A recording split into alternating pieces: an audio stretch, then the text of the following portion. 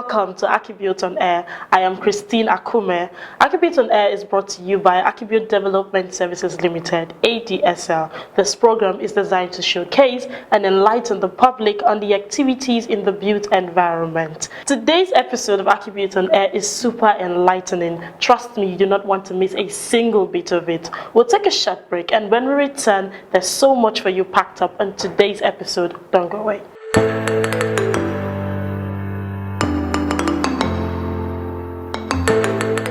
Welcome back. You are still watching Archibuilt on Air, and I am your host, Christine Akume. We will be moving to an important segment, which is the interview section of the show, and we will be talking on rising dampness, as earlier stated. To do justice to this topic is none other than an important personality in the architectural field. He is architect Umaru Usman Karai. You're welcome, sir.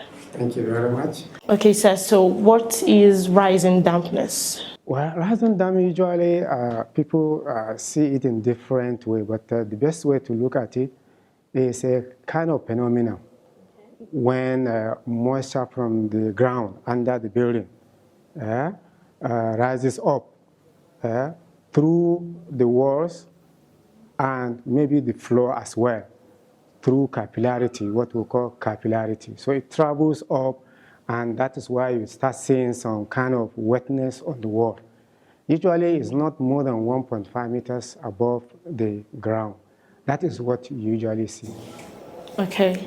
So how exactly would this be known? How is it described? Because I know some people mistake rising damp for stains on the wall. So they see a stain and they just think, okay, this is dampness. So how exactly can this be described? Or when you see it, you know that this is an issue of rising dampness? Unfortunately, owners of buildings do not consult professionals to really analyze this to find out for them.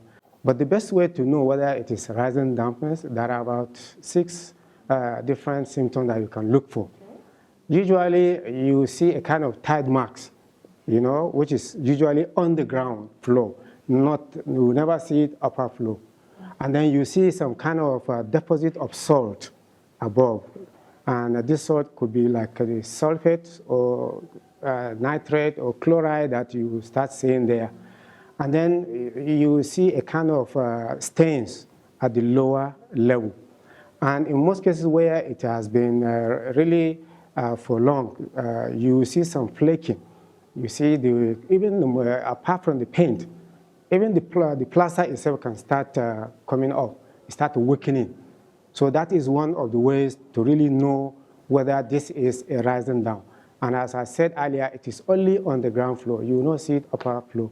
If you see anything upper floor, then it means it's another type of dampness. So it is proving that rising damp can cause some health conditions because of the absorption of heat and then cold and everything, like rheumatism, kidney failure and all of that. How true is this, and does it really affect one's health as people living in that? It is true. Even the World Health Organization has really written some documents advising people to do something about dampness in their building, respiratory problem, and then those who are allergic, and then especially when you have asthma, and there are so many other things that really it can affect and it's also advisable not to keep children or babies where you have this kind of dampness. Yes, so that can affect. And then the cost implication in terms of now, because you refuse to spend maybe 10 naira during the construction, now you are spending 100 naira to remedy the problem. So this is very, very important. Then of course the aesthetics, the aesthetic aspect. When you come to somebody's house and you start seeing all these things, it can be very disturbing to have kind of thing.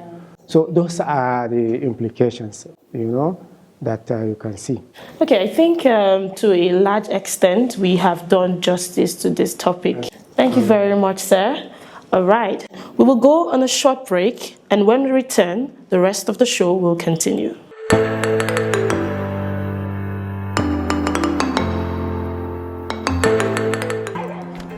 So, how's that, guys? Aha! What? The wall doesn't match your elegance. Then we must do something about it right away. At Royal Ceramics, we offer you a wide range of beautiful wall and floor tiles designed specially to fit your lifestyle. So, what do you guys think? Thank goodness we changed to tiles. Like mother, like daughter.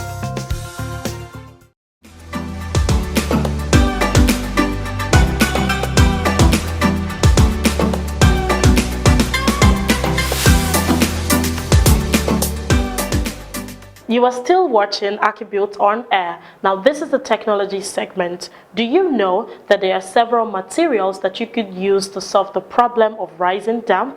Stay with us as we educate you on these materials. Don't go away.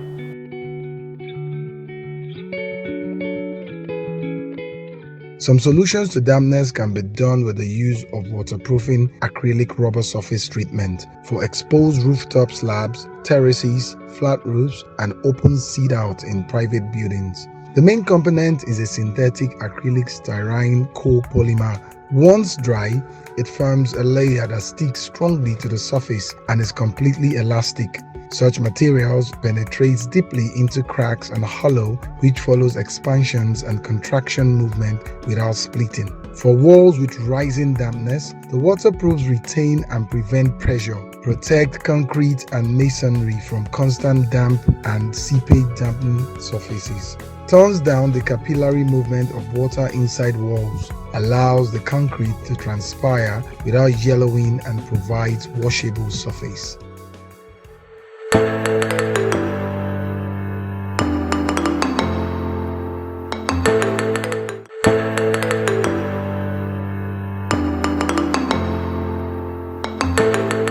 That has been our time on today's episode of Archibuilt on Air. I hope you learned something new. Don't forget to follow us on our social media platforms with the handles displayed on your screen.